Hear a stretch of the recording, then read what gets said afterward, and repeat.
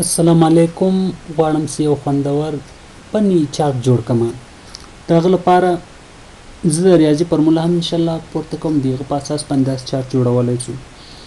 اول راځم د ایکس لپاره او دې ته 1 ماینس 1 ټایپ کوم او دې ته ماینس 0 9 ټایپ کوم او دا داسې ډاون ډریګ کوم په ډیکریمنټ سیستم سره که نه هغه به تر 200 پورې ماته مثبت یو راکړي. دلته راځم د y1 اخلم. د y1 فرموله داسې ده، کو شروع کوم زه ورته وایم دا سیل راته په توان دی یعنی F6 وهم که نه شفت F6 د 2 دا مربع که راته 2 او بیا دا مربع که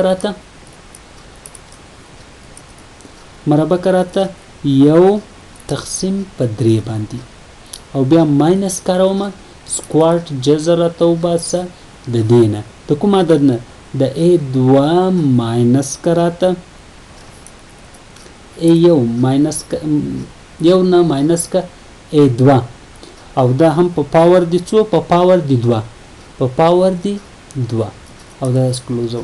کله چې دا کلوز کو دا ډاون ډریګ کوم. بیا راځم Y2 ته.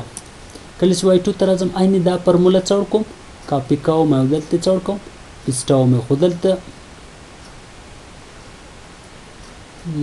کاپی او پیسټ او دلته راځم دا B2 سو دا بیرته A1 کوم دا هم بیرته څوړ کوم A1 کوم بس دا انټر بټن وهم